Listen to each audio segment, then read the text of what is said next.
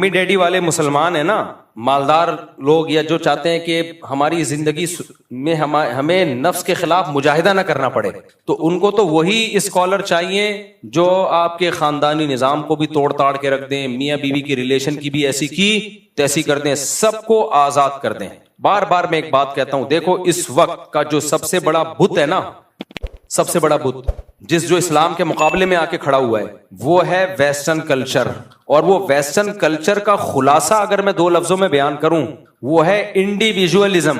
بات سمجھ میں آ رہی ہے کہ ہر آدمی دوسرے سے آزاد، کسی پر کسی کا کوئی حق نہیں ہے، ہر شخص کیا ہے؟ آزاد۔ اور اسلام بالکل اس کے اپوزٹ، اسلام بالکل اس کے الٹ ہے۔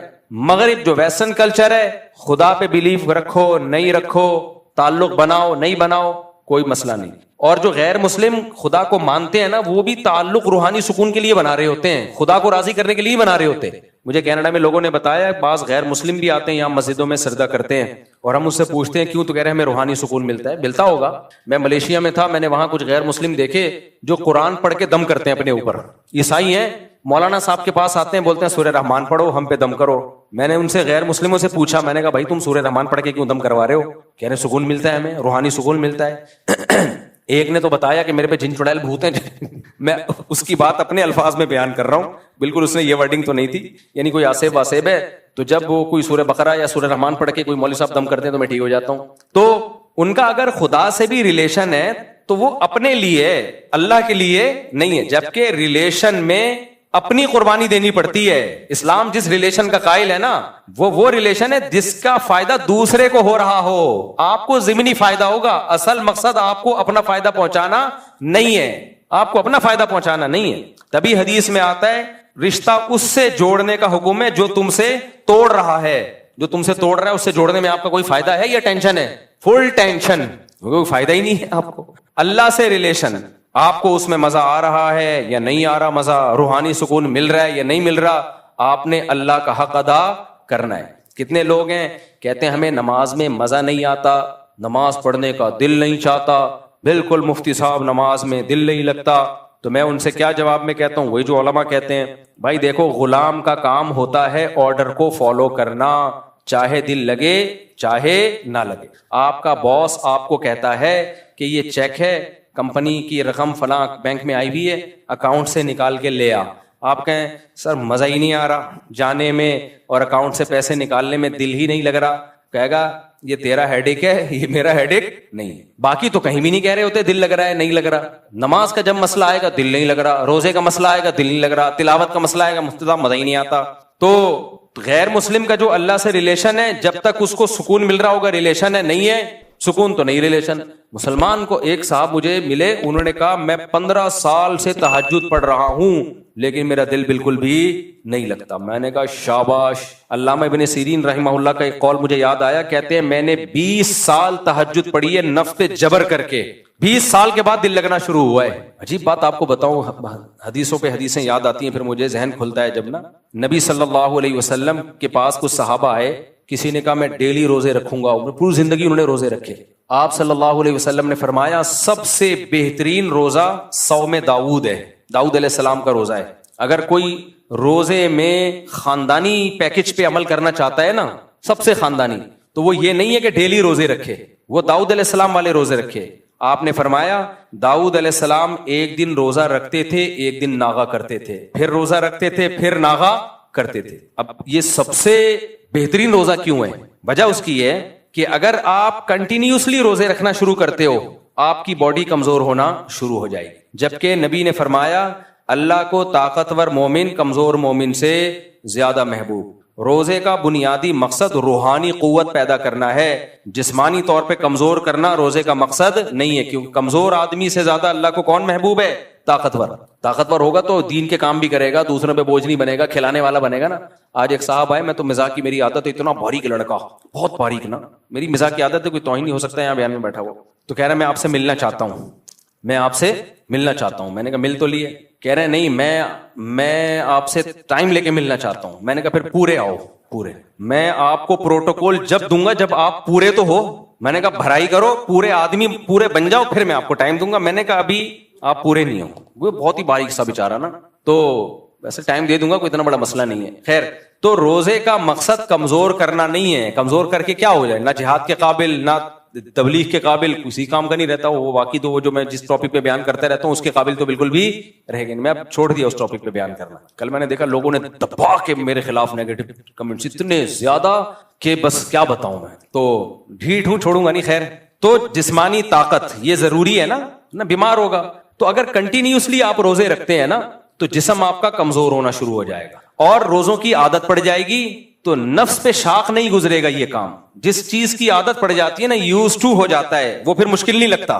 ایسے بھی علماء گزرے 13 سال لگاتار روزہ رکھا سوائے بقرعید اور عید کے. یہ جو صاحب ہدایہ ہے نا, جو فقہ کی دنیا کی مشہور ترین کتاب, دنیا میں سب سے زیادہ اسلامی قانون کی کوئی کتاب اگر پڑھائی گئی ہے اور حکومتوں میں نافذ رہی ہے تو وہ ہدایہ ہے, جو برہان الدین مرغینانی رحمۃ اللہ علیہ بہت بڑے فقی گزرے تھے, ان کی ہے. فقہ حنفی کی مشہور کتاب ہے. یہ آکسفورڈ یونیورسٹی میں ایک طویل عرصے تک پڑھائی جاتی رہی ہے. اور گوروں نے جو لا بنائے ہیں نا اس کی بنیاد ہدایہ سے ہی لی ہے انہوں نے, کیونکہ گوروں کے پاس تو کچھ بھی نہیں تھا نا, اسٹرکچر ان کو کہاں سے ملا ہے, ہدایہ سے ملا ہے ان کو. تو 80 جلدوں میں صاحب ہدایہ نے لکھی تھی, پھر اس کو مختصر کیا. تو اب کیا ہے, صاحب ہدایہ نے 13 سال لگاتار روزہ رکھا ہے. 13 سال. اکابر میں اسلاف میں ایسے بہت واقعات ملتے ہیں ہمیں, سوائے عید کے دن ناغا کرتے تھے, باقی رکھتے تھے وہ. تو اب کیا ہوتا ہے کنٹینیوسلی, جب آپ دیکھو رمضان میں شروع کے 3-4 دن ہمیں مشکل لگتے ہیں, اس کے بعد عادی ہو جاتے ہیں, پھر تو جس دن روزہ چھوڑنا ہو کسی بیماری کی وجہ سے وہ مشکل لگ رہا ہوتا ہے. تو داؤد علیہ السلام کیا کرتے تھے, ایک دن روزہ ایک دن ناغا, اس سے صحت بھی اچھی. ایک دن روزے کی وجہ سے باڈی کی سروس ہو گئی, اگلے دن کھا لیا. لیکن ہوتا پھر اگلے دن روزہ رکھنا بڑا مشکل ہوتا ہے, کیونکہ نہ رکھنے کی عادت پڑ رہی ہے نہ چھوڑنے کی عادت. کتنا مشکل کام ہے. اس سے روحانی قوت بڑھتی ہے, آدمی کی قوت ارادی بہت مضبوط ہو جاتی ہے کہ وہ جب چاہتا ہے جو کام کر سکتا ہے. ہم بہت سارے کام کرنا چاہتے ہیں, ہماری قوت ارادی ساتھ نہیں دے رہی ہوتی. صبح شام سوچ رہے ہوتے ہیں یہ کریں گے وہ کریں گے, کرنے کا ٹائم آتا ہوتے نہیں ہے. تو جو مشکل کام کر لیتے ہیں نا ان کی قوت ارادی ہو جاتی ہے مضبوط. جیسے جو ہمت کر کے ایک دفعہ نشہ چھوڑ لیں. ہمارے ایک دوست تھے یعنی اب دوست بنے, جب نشہ کرتے تھے اس وقت دوست نہیں تھے وہ. تو انہوں نے بتایا مجھے نشے کی عادت پڑ گئی تو مجھ سے چھوٹتا ہی نہیں تھا. کہتے ہیں میں نے کیا کیا, اپنے آپ کو گھر کے اندر بند کر لیا, کنڈی لگا دی, تالا ڈال دیا, ماں سے کہا کہ مجھے بس کھڑکی سے کھانا پہنچا دیا کرو. 6 مہینے تک میں گھر سے باہر نہیں نکلوں گا, کیونکہ گھر سے باہر جاؤں گا دوستوں میں بیٹھوں گا پھر نشہ. تو 6 مہینے مجھے تڑپنے کے لیے دے دو, چیخوں گا چلاؤں گا کوئی بات نہیں, برداشت کروں گا. بہت ٹینشن والا کام ہے یہ, ہمیں نشے کی عادت نہیں ہے نا, اس لیے ہمیں نہیں. جن کو عادت ہے ان کے لیے بہت بڑی مشکل ہے. اس نے مجھے خود واقعہ سنایا, کہہ رہے میں نے کہا جمعہ بھی نہیں پڑھنے جاؤں گا, مجبوری تھی کیونکہ جمعہ پڑھنے جاؤں گا تو مجھے ڈر تھا کہ وہی دوست مل جائے پھر نشے میں نہ لگ جاؤں, تو گھر میں ہی نماز پڑھوں گا. اور یہ برکت تھی تبلیغ کی, تبلیغ میں سروزہ لگایا تھا. تبلیغ والوں نے بہت دنیا چینج کی ہے بھائی, جہاں بھی دنیا میں جاؤ ایسے ایسے بدماشوں کو سیدھا کر دیا. نہ کوئی ان کا ولاگ آتا ہے, نہ کوئی پوڈ کاسٹ آتی ہے, نہ کوئی کتاب ہے جس میں ان لوگوں کی داستانیں ہوں. اور ان لوگوں کی زندگیاں تبدیل کرنے میں جس شخص کا بڑا کردار ہوتا ہے اس کا بھی کوئی نام نہیں جانتا. اس لیے میں کہتا ہوں تبلیغ سے زیادہ اخلاص والا کام شاید مارکیٹ میں ہے نہیں. میرے ہاتھ میں تو 2 آدمی بھی مسلمان ہوں گے, اگلے دن میڈیا پہ خبر آئی بھی ہوگی, حالانکہ وہ کیے کسی اور نے ہوں گے, آ کے ہمارے ہاتھ میں ہو گئے ہوں گے.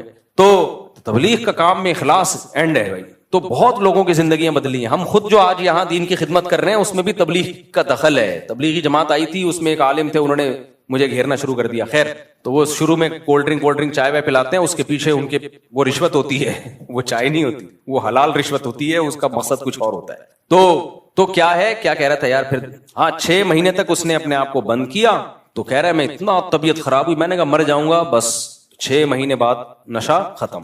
کہہ رہے اس قوت ارادی کا مجھے فائدہ اتنا ہوا کہ اب میں جو چاہے کھاؤں اور جو چاہے چھوڑ دوں, کیونکہ میں نے دیکھا اس کو موٹا ہو رہا تھا نا کھا کھا کے. کہہ رہے میرے لیے اپنے آپ کو دبلا کرنا کوئی مسئلہ نہیں ہے, میں نے اتنی بڑی قربانی دی ہے, میں جب چاہوں گا روٹی چاول آلو چھوڑ دوں گا. تو کہہ رہے میرے ہاتھ میں ہے, کیونکہ لوگ وزن گھٹانا چاہتے ہیں, ان سے ڈائٹنگ ہی نہیں ہوتی.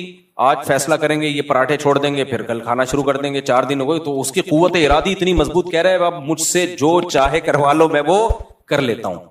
ایک دفعہ کسی نے پکڑ لیا, پڑھ کے کوٹا, چند ڈاکوؤں نے مارا پیٹا, اس سے کچھ اگلوانے کے لیے نہیں ملا اس نے. کہہ رہا مجھے ایسا لگ رہا تھا کوئی گدگدیاں کر رہا ہے میرے. تو روزہ ایک دن رکھنا ایک دن ناغا, ایک دن رکھنا ایک دن ناغا, یہ نفس پہ بہت گراں گزرتا ہے یہ عمل, لیکن اس سے انسان کی قوت ارادی بہت مضبوط ہو جاتی ہے. تو اس لیے اس تکلف میں مت رہا کرو کہ نماز میں مزہ آ رہا ہے یا مزہ نہیں آ رہا, روزے میں مزہ آ رہا ہے یا مزہ نہیں آ رہا. اور میں آپ کو شرطیہ کہوں, اس نیت سے نماز پڑھنا شروع کر دی نا کہ مزہ آئے نہ آئے, اللہ کی قدرت ہوتی ہے, آنا شروع ہو جاتا ہے. صرف ان کو نہیں آتا جو یہ سوچ کے پڑھتے ہیں کہ مزہ کیوں نہیں آ رہا, ان کو نہیں آتا. تو اسی طرح ماں باپ کی خدمت ہے, بعض دفعہ بوجھ ہوتی ہے انسان کے اوپر, بھائی چھوڑو, کس کا حکم ہے؟ اللہ کا حکم ہے. گھر والوں کو ٹائم دینا, بیوی بچوں کو, یہ بھی بڑا مسئلہ ہے. لوگ ٹائم نہیں دیتے. جو لوگ اپنے بچوں کو ٹائم نہیں دیتے نا, وہ بچوں کی محبت سے محروم, بچوں کی محبت سے بولو محروم. میں نے ایسے ایسے بیچارے بڈھے دیکھے ہیں, بچوں سے لنک ہی نہیں تھا ان کا.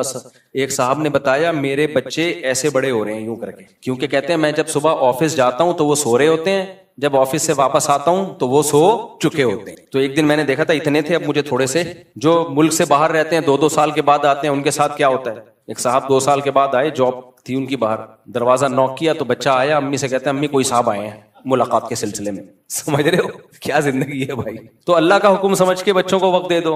آپ کو اگر اچھے نہیں لگنا نا, تھوڑے دن بیٹھو. ہمارے ایک دوست ہیں کووڈ میں نا, ان کے سفر بہت ہوتے تھے پوری دنیا میں ٹریولنگ. کووڈ کے دنوں میں کہیں سفر رہا نہیں نا, مجبوراً گھر میں بیٹھنا پڑا.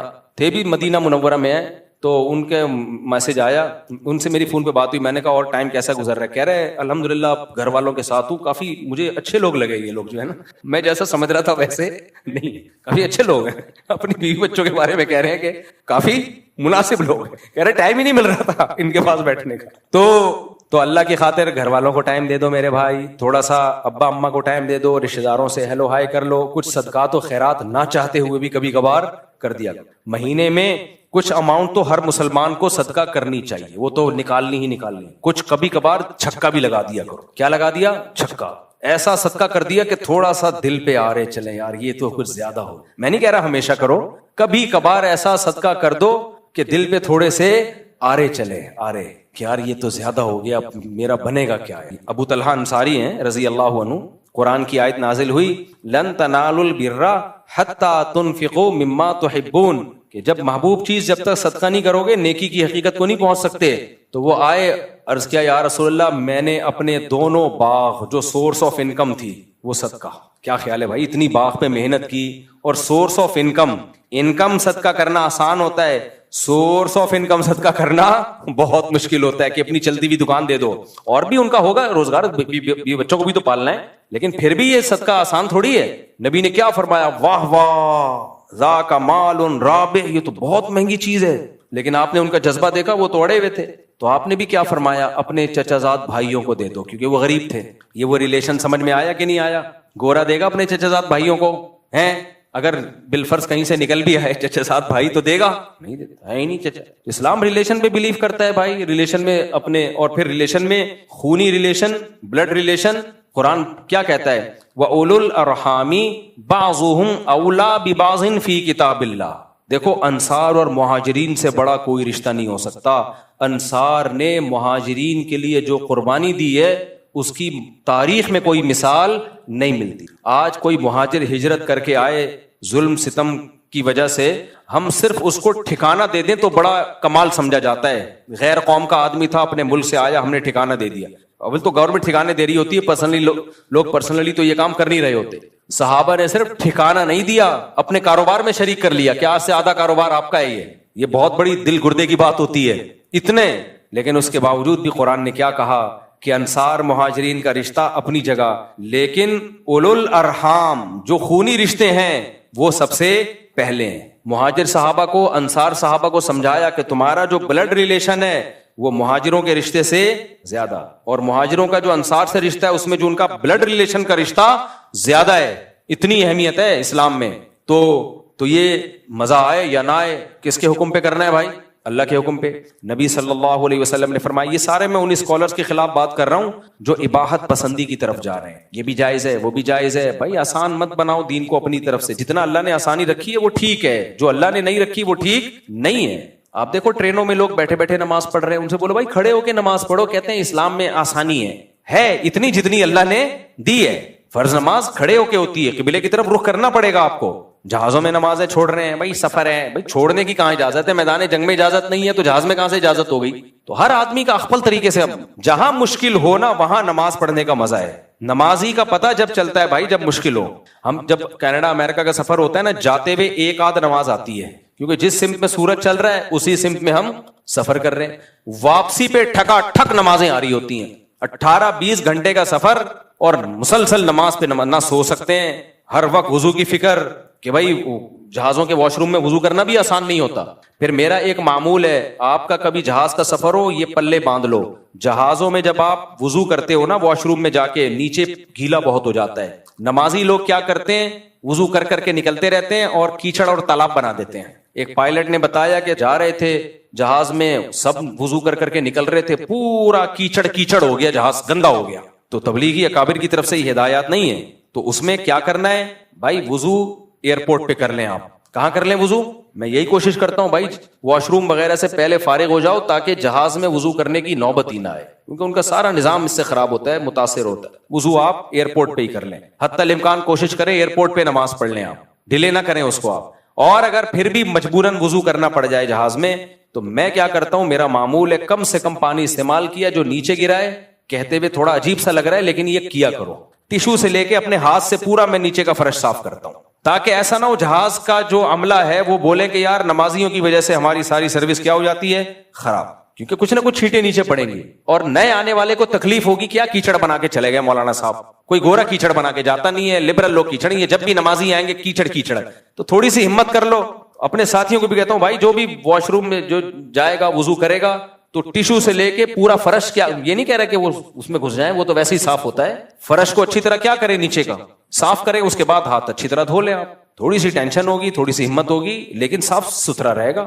جہاز کے عملے کو یہ اعتراض نہیں ہوگا کہ یار ہمارا واش روم گندا کر دیا انہوں نے, یہ کیا مصیبت میں ڈال دیا ہم لوگوں کو. تو یہ بھائی یہ ٹینشن تو لینی پڑے گی نا. ایسے فری پھوکٹ کی نماز تو کچھ بھی کام نہیں ہے, تو چلو نماز پڑھ لیتے ہیں, ٹائم اچھا گزر جائے گا, یہ تو بہت سے لوگ کر لیتے ہیں. نماز کا پتہ بیماری اور سفر میں چلتا ہے, بیماری اور سفر میں چلتا ہے کہ یہ نمازی ہے یا نہیں. بیمار ہو گئے, اب طہارت مشکل ہو رہی ہے, بھائی چھوڑو یار یہ کر دو, تیمم کر لیں گے. بھائی تیمم جب جائز ہے, جب پانی کا استعمال ممکن ہی نہ ہو, آپ بستر پہ ٹب میں پانی منگوا کے وضو کر لو آپ, اور مجبوری میں 2 نمازیں اکٹھی بھی پڑھ سکتے ہو, یعنی ظہر کو آخری وقت میں پڑھو اور جیسے ہی عصر کا وقت داخل ہو عصر پڑھ لو, اس طرح سے 2 نمازیں اکٹھی کر لو. تو جتنی اللہ نے اجازت دی ہے اتنی تو ہوگی میرے بھائی, جتنی اللہ نے نہیں دی آپ کو اپنی طرف سے نہیں کرنی. وہ ٹینشن آپ نے لینی ہے اور مجھے اور آپ کو وہ ٹینشن لینی پڑے گی.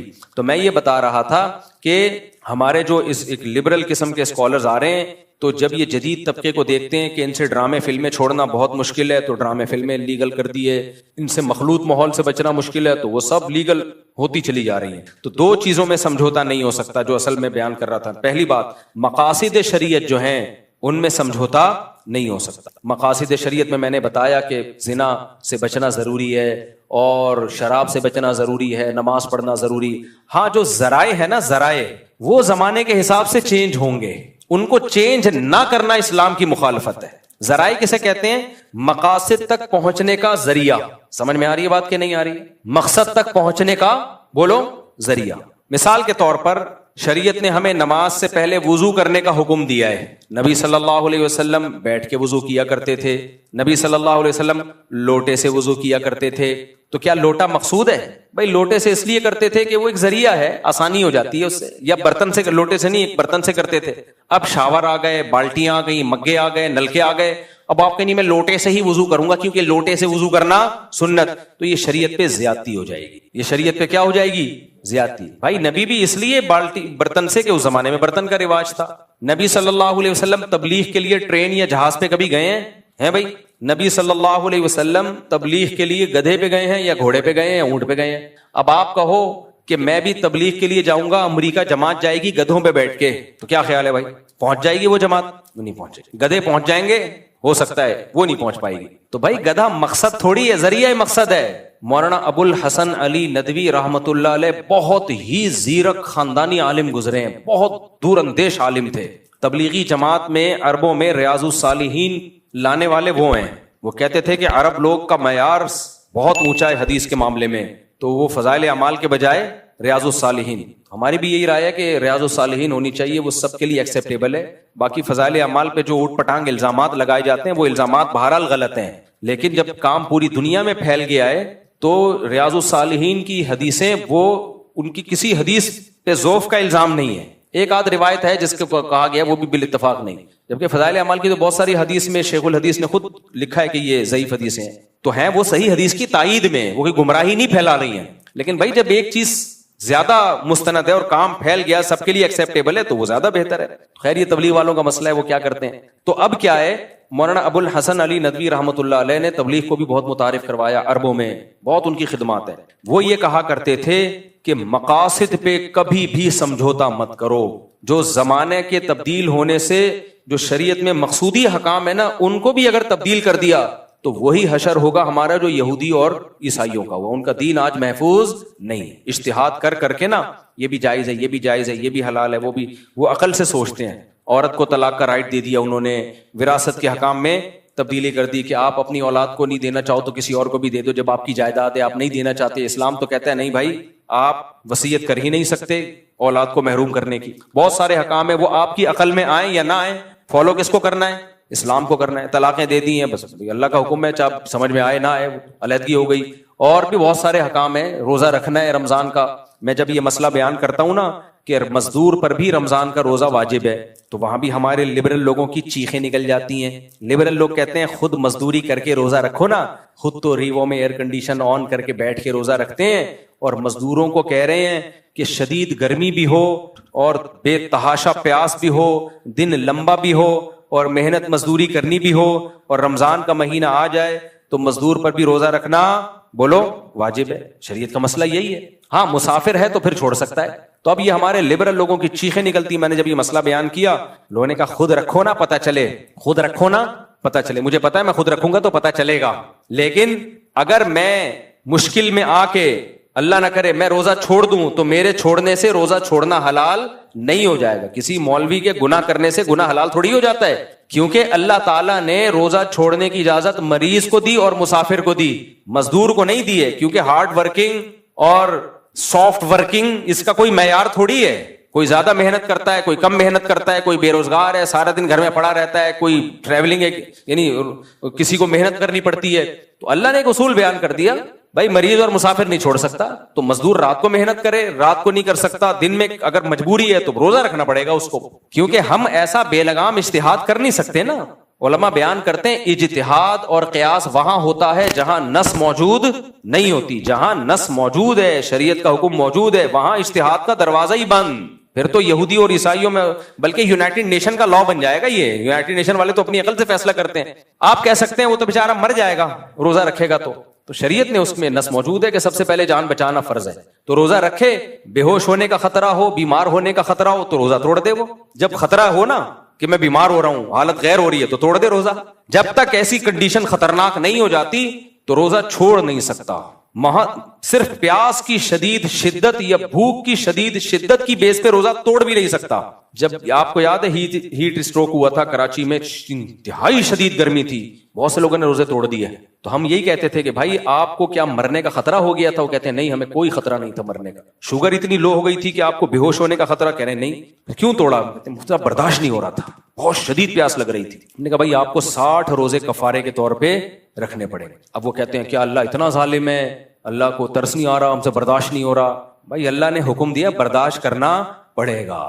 کسی کو زیادہ پیاس لگتی ہے، کسی کو کم پیاس لگتی ہے، اس کا کوئی معیار نہیں ہے شریعت میں. شریعت میں یہی ہے بیمار ہونے کا غالب گمان ہو یا موت کا غالب گمان ہو تو توڑ سکتے ہو. جب تک موت یا بیماری کا خطرہ نہیں ہے برداشت کرنا پڑے گا. آپ یہ نہیں کہ بہت زیادہ پیاس لگ رہی ہے تو وہ کفارہ لازم ہوگا آپ کے اوپر.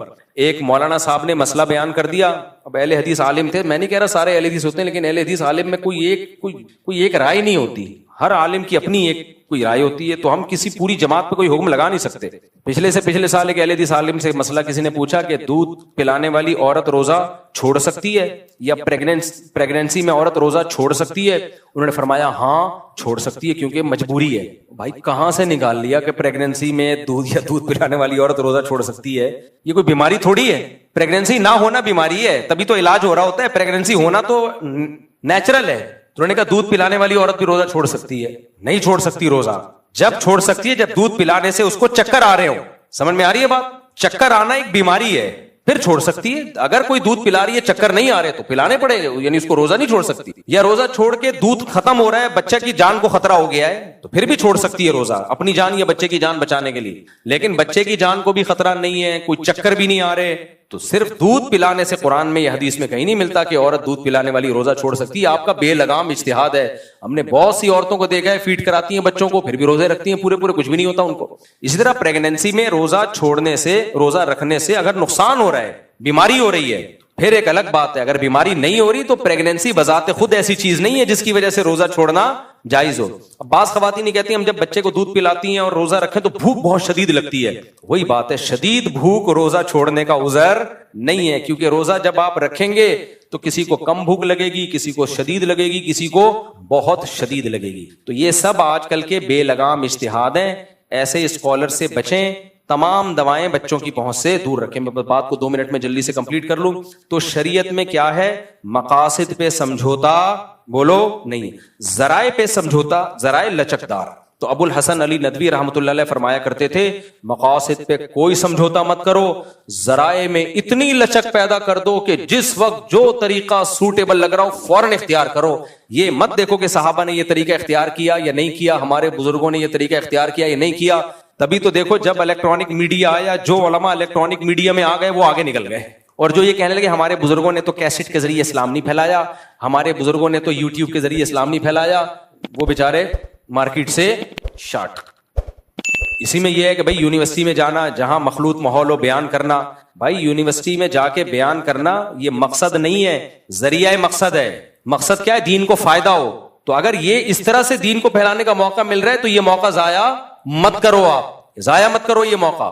تو ذرائع اتنے لچکدار ہونے چاہیے کہ جو بھی طریقہ اختیار کر لے اپنا ظرف اس کے لیے بڑا رکھو. کچھ لوگ کیا کرتے ہیں, بادشاہوں سے ملتے ہیں, ان کو ہدیے دیتے ہیں. ان کا مقصد کیا ہوتا ہے, ان کے دل نرم ہو, دین کی طرف آئیں, ملک کا نظام ٹھیک ہو.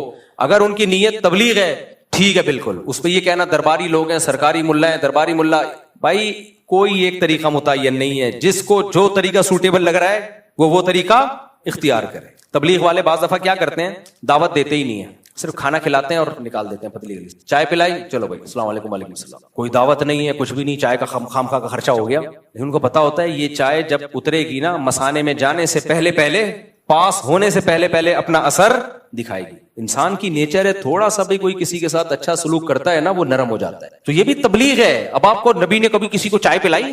کیا نبی چائیں پلا کے تبلیغ کیا کرتے تھے؟ ہے بھائی, کیا نبی کھجوریں کھلا کے تبلیغ کیا کرتے تھے؟ اس کو بولے گا بھائی نبی تبلیغ کرتے تھے. تبلیغ کا طریقہ نبی کو جو دیکھو, نبی صلی اللہ علیہ وسلم نے کفار کو اتنے ہدیے دیے کہ بعض مخلص صحابہ کو بھی اشکال شروع ہو گیا کہ یہ تو نئے لوگ ہیں, ان کو اتنا دیا جا رہا ہے اور ہم پرانے ہیں.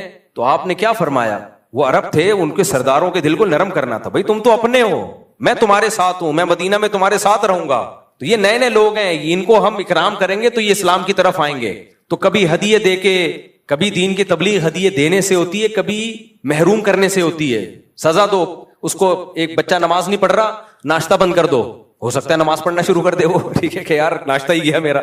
تو کبھی مال روک کے تبلیغ ہوتی ہے, کبھی مال دے کے تبلیغ ہوتی ہے, کبھی اچھے اخلاق سے بات کر کے تبلیغ ہوتی ہے, کبھی ڈانٹ ٹپٹ کر کے تبلیغ ہوتی ہے, کبھی انگلش بول کے بھی ہوتی ہے. یہ بھی عجیب بات ہے, آپ کو بتاؤں میں, آپ حیران ہو کہ انگلش بول کے کون سی تبلیغ ہو رہی ہے. ہوتی ہے. بعض دفعہ سامنے والا آپ کو جاہل سمجھتا ہے اور کہتا ہے یہ پینڈو ہمیں کیا اسلام سکھائے گا, آپ فش انگلش شروع. کہتے یار آپ بتاؤ کیا کہنا چاہتے ہو آپ. میں واقعہ سنا ہے نا, ابھی کینیڈا میں گیا, ایک مولانا صاحب مجھ سے ملے, بڑے دیسی سا لباس ان کا, وہ تو وہیں کے پیدا ہوئے ہوئے. تو کہتے ہیں میں نے بڑی عیاشی میں ٹائم گزارا, اس کے بعد اللہ نے مجھے ہدایت دی, 18-20 سال کی عمر میں ہی مجھے عقل آ گئی, ایک دھچکا لگا تھا زندگی میں, تو میں نے یو ٹرن لیا, تبلیغ میں وقت لگایا. کہتے ہیں اس کے بعد میں نے سوچا میں عالم بنوں گا, پوری زندگی دین کی خدمت کے لیے وقف. کہتے ہیں میں آ گیا پاکستان میں, بنوریا مدرسہ ہے نا, وہاں میں نے پڑھا. کہہ رہے ایک دن ہم جمعرات کی چھٹی والے دن ہوٹل میں کھانا کھانے کے لیے نکلے, بڑا لگژری, ابھی ٹھیک ٹھاک مالدار آدمی تھے, کینیڈا میں پیدا ہوئے, یہ وہاں کا تو غریب بھی ہم سے زیادہ مالدار ہوتا ہے, تو یہ تھے بھی مالدار فیملی سے. کہہ رہے میری پگڑی شلوار قمیض, میں چلا گیا, ہوٹل والا کمبخت گھسنے ہی نہیں دے رہا اندر, اور کہا کہ نہیں یہاں کوئی جگہ نہیں, حالانکہ کہہ رہے میں نظر آ رہی ہیں سیٹیں, تو کہہ رہے گھسنے ہی نہیں دے رہا اندر. ہم نے کہا بھائی کیا مسئلہ کیا ہے؟ تو کہہ رہے کسی نے آ کے بتایا, وہ ہوٹل مینیجر یہ کہہ کے گیا کہ بھائی یہ ان کے بس کا نہیں ہے, یہ افورڈ نہیں, کھانا کھائیں گے پیسے نہیں دے پائیں گے, اتنا مہنگا کھانا ہے. آپ کہہ رہے میں نے کہا مینیجر کو بلاؤ. پھر میں نے انگلش میں ٹھش پش شروع کر دی, اور ہماری والی انگلش تو and what are you doing ہوتی ہے نا, ان کی وہ انگلش ہوتی ہے سچی مچی کی انگلش ہوتی ہے. وہ کہہ رہے میں نے ٹھش پش بولنا شروع کیا نا, اور اس کو اپنا وہ گولڈن کارڈ دکھایا جو انہی لوگوں کو ملتا ہے جن کے اکاؤنٹ میں ٹھیک ٹھاک پیسہ ہوتا ہے. تو جب ان کو دکھایا تو اس نے کہا آپ فری میں کھانا کھا کے جائیں. اب بتاؤ وہ مینیجر اس کی بات سنے گا کہ نہیں سنے گا؟ اب یہ نماز 6 نمبر بیان کرے گا, سنے گا. تو بعض دفعہ دولت دکھانا بھی تبلیغ کا ذریعہ, کہ ہلکا نہیں لینا, ہلکا نہیں لینا. وہ کارڈ ہے میرے پاس جو تیرے باپ نے کبھی خواب میں بھی نہیں دیکھا ہو, تو وہ سنتا ہے. یہ بھی ہوتا ہے. تبھی نبی صلی اللہ علیہ وسلم پتہ ہے کس کو سفیر بنا کے بھیجتے تھے ملکوں میں؟ جو پرسنالٹی وائز بڑے خوبصورت ہوتے تھے. صحابہ میں جن کی ایک بڑی خوبصورت پرسنالٹی ہوتی تھی ان کو بادشاہوں کے پاس آپ بھیجتے سفیر بنا کے کہ نبی کا پیغام لے کے جاؤ, تاکہ بادشاہ اس پرسنالٹی سے متاثر ہو, بھائی ہلکا پیغام نہیں. اب ایسی پرسنالٹی نہیں جائے گی جو میرے پاس آج آئی بھی تھی. میں مذاق کر رہا ہوں, بیچارہ مجھ سے اچھا ہی تھا کہ میں انہوں سے کہا آدھے آئے ہوئے پورے آؤ گے تو میں ملوں گا بھائی آپ سے. تو خیر یہ بعض نوجوان بہت باریک ہوتے ہیں یار, کچھ وزن بڑھاؤ اپنا, کھاؤ, اور اوپر سگریٹیں بھی پی رہے ہوتے ہیں. تمہارے اندر ہے کیا؟ ایک لڑکا آیا نا اتنا باریک ہو گیا تھا سگریٹ پی پی کے, اور مجھے کہہ رہے میرا رشتہ کرا دے. میں نے کہا دھواں نکلے گا, دھواں میں نہیں کراؤں گا. تیرے اندر جو گیا ہے نا وہ صرف دھواں ہی گیا ہے اب تک. تو یہ بھی ایک تبلیغ کا ذریعہ ہے. تو تبلیغ کے معاملے میں لچک بھرپور ہونی چاہیے, مقاصد پہ کوئی سمجھوتا نہیں ہونا چاہیے. اسی اسلام کو فالو کرنا ہے اور اسی میں اللہ نے مٹھاس رکھی. اللہ عمل کی توفیق عطا فرمائے.